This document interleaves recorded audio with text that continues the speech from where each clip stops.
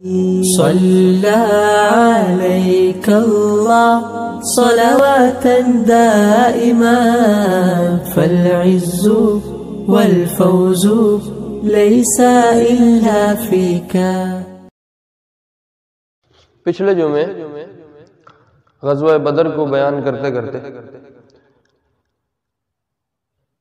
ہم اس بات پہ پہنچے تھے کہ مسلمانوں کی حضور علیہ السلام نے صفیں سیدھی فرمائی.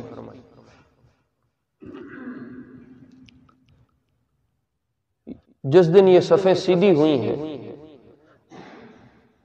یہ جمعے کا دن تھا اور رمضان کی 17 تاریخ تھی. 17 رمضان المبارک ہے، جمعے کا دن ہے. تھوڑی سی میں کہانی پیچھے سے لے آتا ہوں.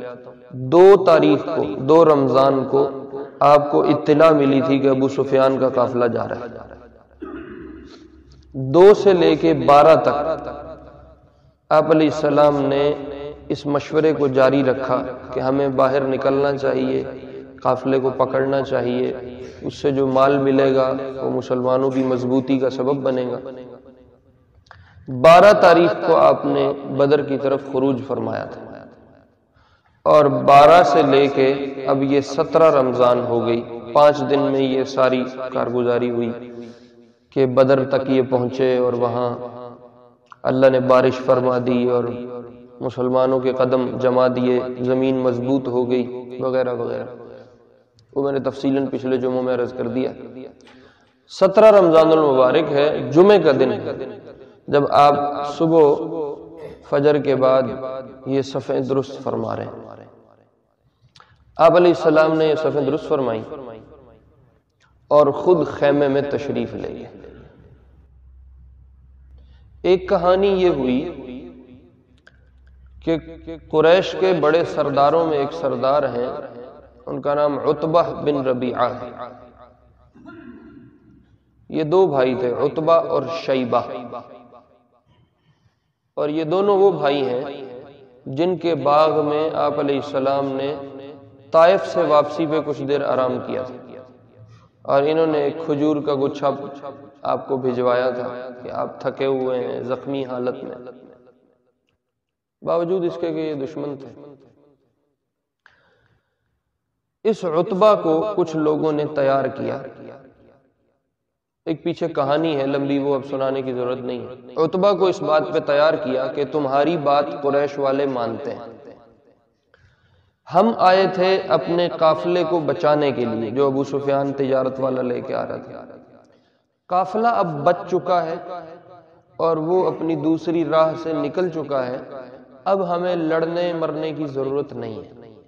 اگر ہم لڑیں گے تو 4 ہمارے مریں گے، 20 ان کے مر جائیں گے. وہ تھوڑے ہیں، ہم زیادہ ہیں. تو اگر وہ 20 مریں گے بھی اور ہمیں فتح مل بھی جائے گی تو وہ کیا فتح ہے کہ مرنے والا کوئی بھائی ہوگا، کوئی چاچا ہوگا، کوئی ماما ہوگا، کوئی ابا ہوگا، کوئی بیٹا ہوگا. آمنے سامنے جو کھڑے ہیں، بیٹا کافر ہے، باپ مسلمان ہے، باپ کافر ہے، بیٹا مسلمان ہے، کوئی ماموں کافر ہے، بھانجا مسلمان ہے. تو اس طرح یہ آپس میں اگر ہم اس میں فتح پا بھی لیتے ہیں تو ہم اپنوں کو اپنے ہاتھوں ماریں گے. ایسی فتح کو ہم نے کیا کرنا. یہ لشکر میں یہ کہانی چل رہی تھی، ایک کان سے دوسرا کان، تیسرا کان، چوتھا کان. تو کچھ سرداروں نے اکٹھے ہو کے عتبہ کو تیار کیا. یہ ان میں ایک بڑا سردار تھا اور اس کو وہ بڑا عقل مند مانتے تھے کہ آپ اس لشکر کو واپس لے جانے کا کوئی کام کرو. تو عتبہ نے کھڑے ہو کے ایک تقریر کی، کافروں کے لشکر میں کھڑے ہو کے ایک تقریر کی اور یہ کہا کہ ہم تجارتی قافلے کی حفاظت کے لیے نکلے تھے، وہ محفوظ ہے، وہ نکل چکا ہے، اب ہمیں لڑنے کی ضرورت نہیں ہے.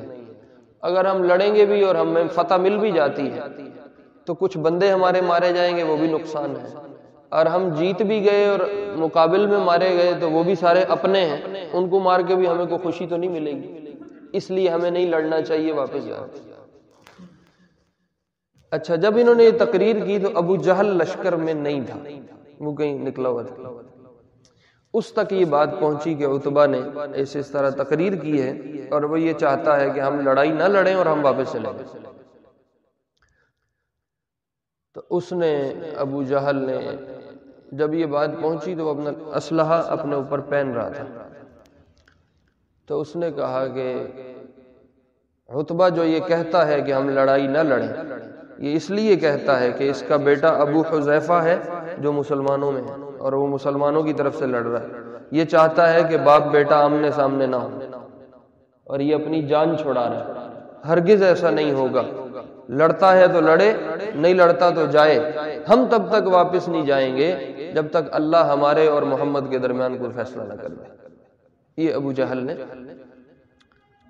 اور یہ ایسا پتا تھا اس کا، اس نے ایسا پتا کھیلا کہ اب عتبہ سے واپسی ہو نہیں سکتی، اب غیرت کی بات آ گئی نا، اب غیرت کو اس نے للکار دیا کہ یہ اپنے بیٹے کے چکر میں واپسی کی بات کر رہا۔ تو عتبہ نے پھر کہا نہیں، اب میں لڑوں گا، اب چونکہ میری غیرت کا سوال ہے اب میں لڑوں گا، اور سب سے پہلے خود نکلنے کا اعلان کیا۔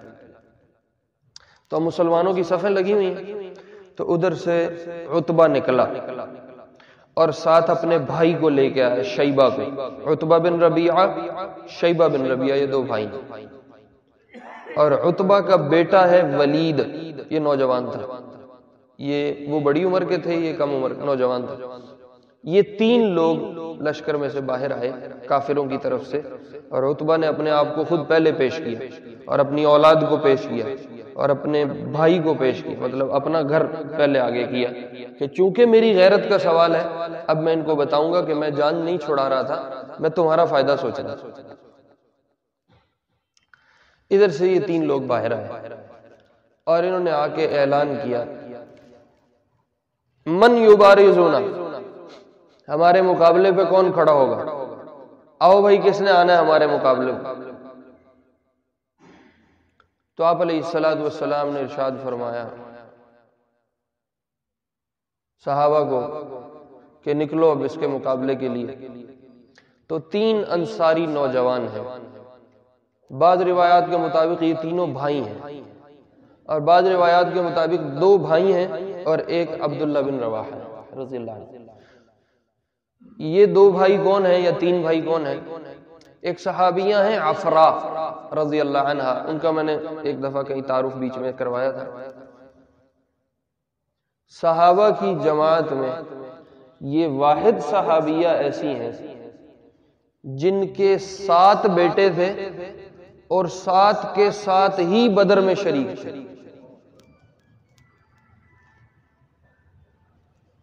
پوری آل اولاد لے کے بدر میں پہنچی ہوئی۔ ان کی پہلے شادی ہوئی، اس سے 3 بچے تھے، وہ خاوند فوت ہو گیا، پتہ نہیں مارا گیا، پھر دوسری شادی کی، اس سے 4 بچے ہوئے، 7 بچے تھے، 7 کے 7 بدر میں اللہ کے راستے میں کھڑے ہیں جان دینے کے لیے۔ ان میں سے ایک بیٹا معاذ ہے اور ایک بیٹا معوذ ہے اور ایک بیٹا عوف ہے رضی اللہ عنہ۔ آگے آئے گی بات جب چلے گا قصہ۔ ابو جہل کو مارنے والے بھی یہ معاذ اور معوذ ہی تھے جو عفرا کے بیٹے۔ تو عفرا کے 2 بیٹے معوذ اور عوف، یہ دونوں باہر آئے، اور تیسرے ہیں بعض روایات کے مطابق عبداللہ بن رواحہ اور بعض روایات کے مطابق معاذ بن عفرا رضی اللہ عنہ۔ یہ تینوں بھائی تھے، یا عبداللہ بن رواحہ اور 2 بھائی تھے، یہ ادھر سے باہر نکلے۔ تو عتبہ نے پوچھا تم کون ہو، ہم تمہیں نہیں جانتے۔ وہ مکے والوں میں سے نہیں تھے نا، وہ مدینہ والوں میں سے تھے، انصار تھے۔ تو انہوں نے آگے سے اپنا تعارف اب کرواتے کہ میں فلاں کا بیٹا ہوں، میں فلاں کا بیٹا ہوں، تو بات لمبی ہو جاتی۔ تو ان میں سے ایک نے کہا رہتم من الانصار، ہم مدینہ والوں میں سے ہیں۔ تو عتبہ نے آگے سے کہا ما لنا بکم من حاجہ، ہمیں تمہاری ضرورت نہیں ہے، اخرجوا الینا اکفاءنا، ہمارے پلے کے لوگ ہمارے مقابلے پہ نکالو، مطلب مکے والوں میں سے ہونے چاہیے، پتہ چلے قریشی کے مقابلے پہ کوئی قریشی کھڑا ہے۔ اصل میں عتبہ اپنی وہ بات دھو رہا تھا جو اس پہ آ گئی تھی کہ یہ اپنے بیٹے کے چکر میں جنگ چھوڑ دیں۔ تو اس نے کہا یا محمد اخرج الینا اکفاءنا، محمد ہمارے مقابلے کے لوگ ہمارے سامنے نکالو، تو آپ نے آواز لگا کے ان تینوں کو واپس بلا لیا۔ پھر آپ نے ارشاد فرمایا قم یا علی،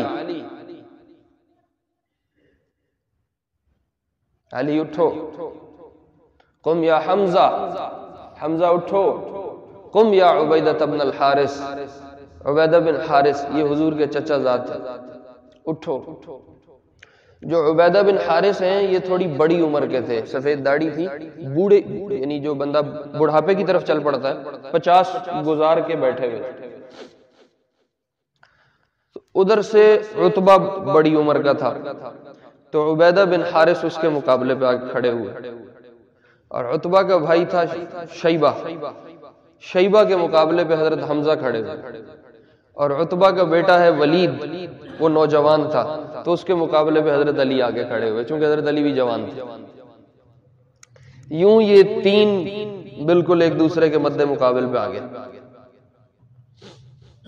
اور منہ پہ وہ لپیٹا ہوا تھا نقاب سا، پہچان نہیں ہوتی۔ آج کل یہ ماسک چل رہے ہیں نا، وہ ماسک پہنے پتہ ہی لگتا یہ کون، تو منہ پہ نقاب تھا، پتہ نہیں چلا کون۔ تو عتبہ نے پوچھا کون ہو، تو انہوں نے بتایا میں علی ہوں، اس نے کہا میں حمزہ ہوں، اس نے کہا میں عبیدہ ہوں، وہ اپنی قوم کے تھے۔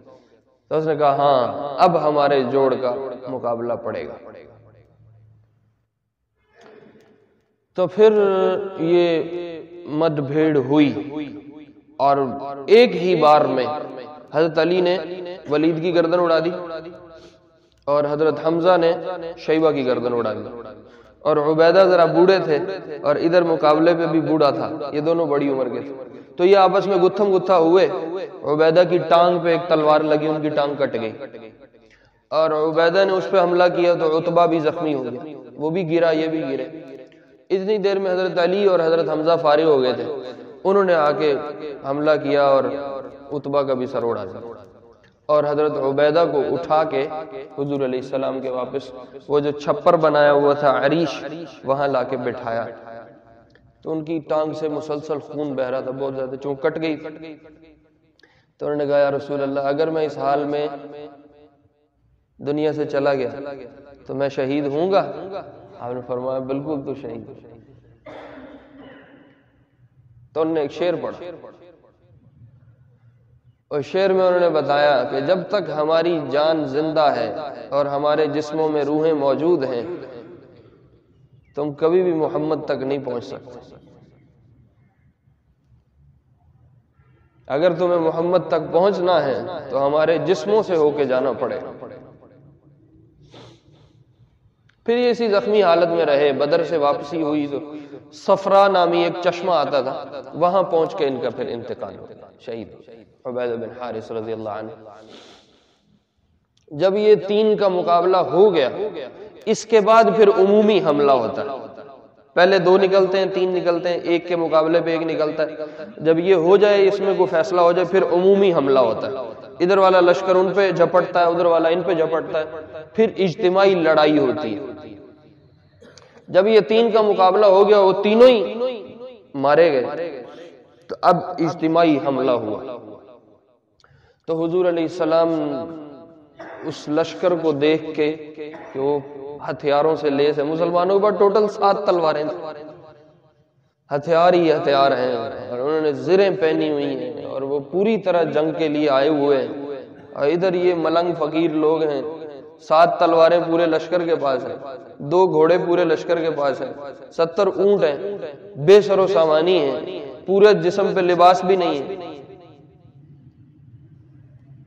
اللہ اللہ، تو آپ پہ ایک دم گریہ طاری ہو، اور آپ دوبارہ عریش میں چلے، اور سعد بن معاذ تلوار لے کے باہر کھڑے ہو گئے، حضرت ابو بکر رضی اللہ عنہ بھی اندر چلے گئے۔ آپ نے یوں دعا کے لیے ہاتھ اٹھا اور رونا دھونا شروع کیا۔ پہلے 2 رکعت نماز پڑھی، صلاۃ الحاجت، 2 رکعت نماز پڑھی، اور پھر آپ نے دعا کے لیے ہاتھ اٹھائے، اللہم انجز لی ما وعدت، یا اللہ جو تو نے میرے لیے وعدے کیے ہیں نصرت کے، مدد کے، آج پورے فرما۔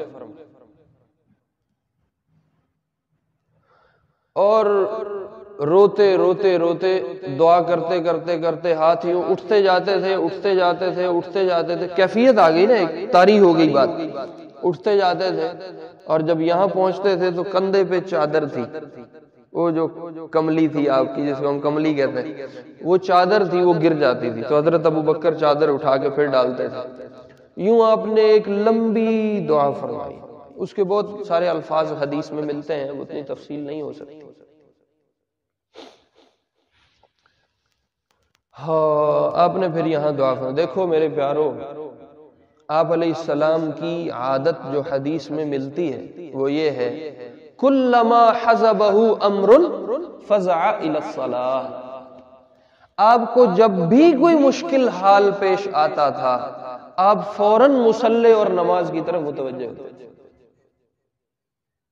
ہم پہ جب کوئی مشکل حال آتا ہے تو ہمارا دھیان مصلی کی طرف نہیں جاتا، ہمارا دھیان اللہ کی طرف نہیں جاتا، دعا کی طرف ہم سب سے آخری آپشن پہ جاتے ہیں۔ جب ہمارے پاس اب کوئی اور سبب نہیں بچا پھر ہم کہتے ہیں یا اللہ ہون تیرے کارس ہی آ گئے۔ اس سے پہلے ہم اپنی ساری ٹرائیاں کرتے ہیں کہ کسی طرح مسئلہ حل ہو جائے۔ حضور علیہ السلام کی عادت اس کے بالکل برعکس تھی، آپ سب سے پہلی ٹرائی اللہ پہ مارتے، اللہ کے ساتھ بات چیت کرتے تھے، کیونکہ سارے مسائل کا حل وہاں سے ہے، سارے مسائل کا پیدا ہونا بھی وہاں سے ہے اور سارے مسائل کا حل بھی وہاں سے، تو آپ فوراً مصلی کی طرف متوجہ ہوتے۔ یہ ہمیں عادت بنانے کی ضرورت ہے۔ دیکھو میں ایک بات اکثر جب مجھے اللہ کہیں موقع دے میں بات کرنے کا تو میں یہ کہتا ہوں، کوئی مسئلہ پیش آیا اور باپ مصلی پہ چڑھا تو آنے والی نسل بھی اپنے مسئلوں میں مصلی کی طرف آئے گی،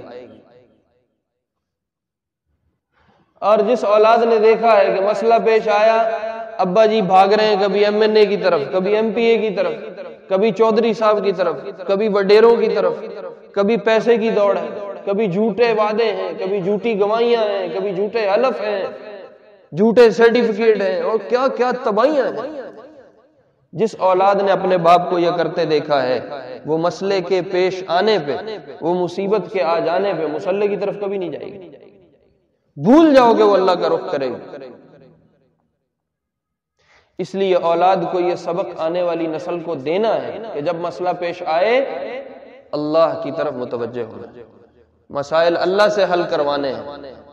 اولاد دیکھے اپنے باپ کو کہ مسئلہ پیش آیا، باپ پریشان ہوا، قرض کا معاملہ آ گیا، رشتے کا معاملہ آ گیا، کوئی لڑائی جھگڑے کا معاملہ آ گیا، کوئی اور پریشانی آ گئی، باپ فوراً مصلی کی طرف جاتا ہے، باپ یاسین پڑھتا ہے، باپ استغفار کی تسبیح پڑھتا ہے، باپ صدقہ کرتا ہے، باپ سورۃ واقعہ پڑھتا ہے کہ اپنے مسائل کو حل کرواتا ہے۔ جب اس بچے کو زندگی میں مسئلہ پیش آئے گا یہ بھی انہی اعمال کی طرف متوجہ ہوگا۔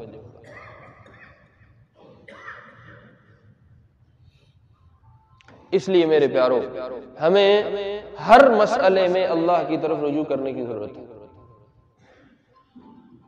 ہم اپنے مسائل میں دیکھیں کہ ہم کدھر جاتے ہیں، ہم کہاں سے حل کرواتے ہیں۔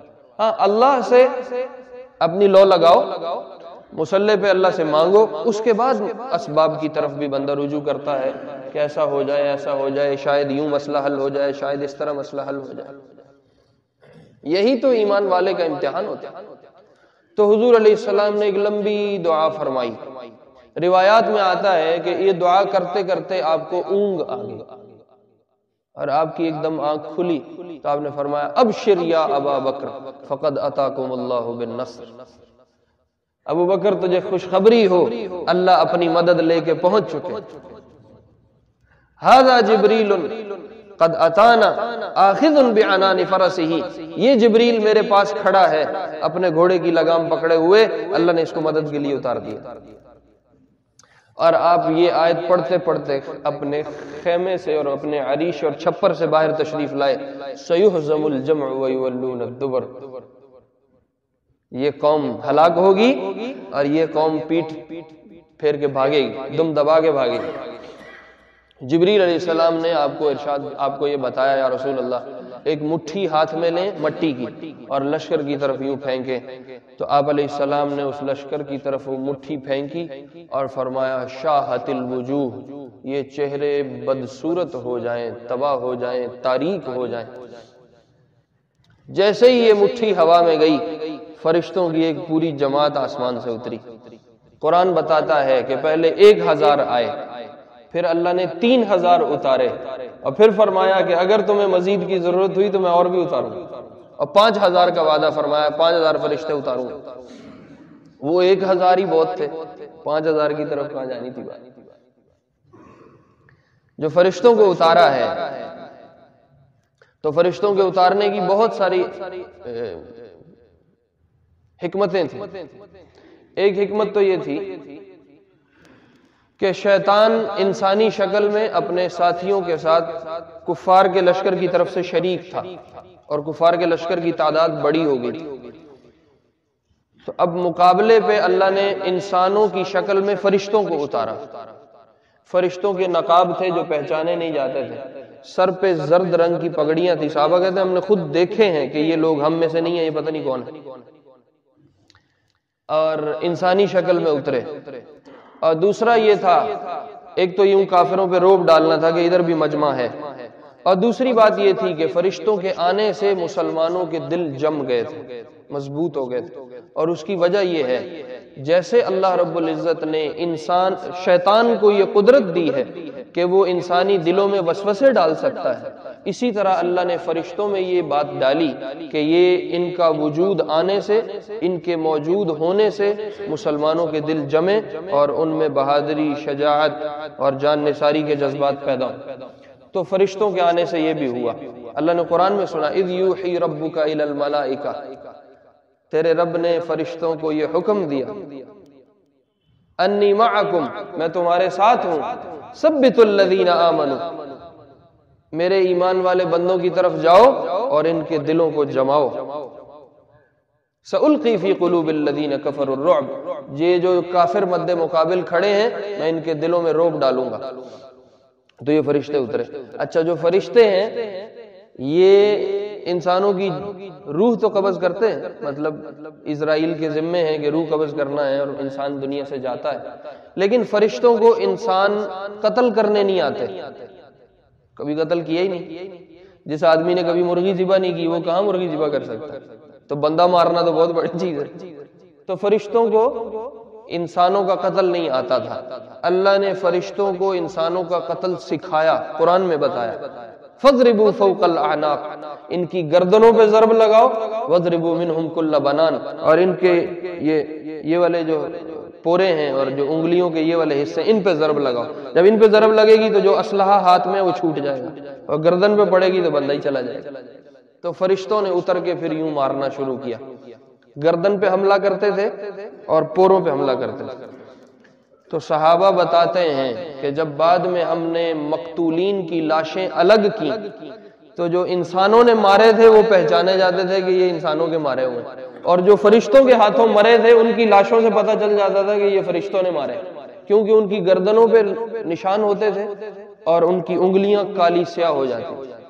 ایک صحابی کہتے ہیں میں ایک مشرک کی طرف بڑھا کہ میں اس پہ حملہ کر کے اس کی گردن اتاڑوں، تو ایک دم مجھے پیچھے سے آواز آئی اقدم یا حیزوم، حیزوم حضرت جبریل کے گھوڑے کا نام، تو کہا اقدم یا حیزوم، حیزوم آگے بڑھو، کہہ رہے میں ابھی دیکھ رہا ہوں، اور وہ مشرک ایک دم گرا اور اس کی گردن پہ سیاہ نشان پڑا اور انگلیاں کالی ہو کے خراب ہو گئیں اور وہ وہیں ڈھیر ہو کے مر گیا۔ میں ابھی پہنچا نہیں ہوں کہ وہ میرے سے پہلے اس کا کام ہو۔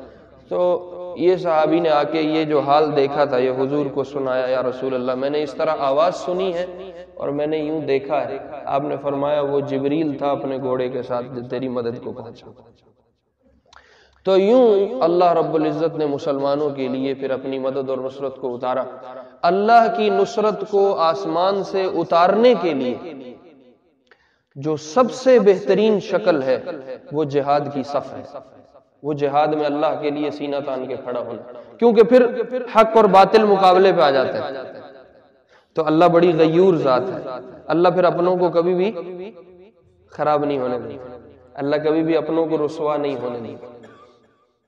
اس لیے فوراً مدد اتری ہے۔ فرشتوں نے بدر میں اتر کے لڑائی کی ہے، باقی اور بہت سارے غزوات میں فرشتے اترے ضرور ہیں لیکن لڑائی کی نوبت نہیں آئی، صرف فرشتوں کے آنے سے ہی کافروں کے دل ڈر جاتے تھے اور روب پڑ جاتا تھا اور لڑنے کی نوبت نہیں آتی تھی۔ بدر میں فرشتوں کو اللہ نے لڑوایا ہے اور فرشتوں کے ذریعے بندے مروائے ہیں۔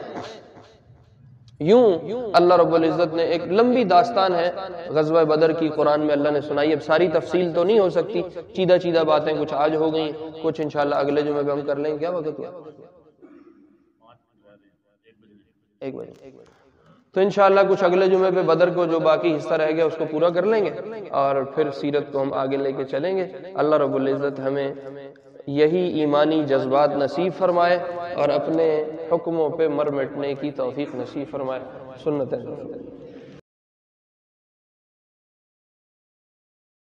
صلى عليك الله صلواتا دائما فالعز والفوز ليس إلا فيك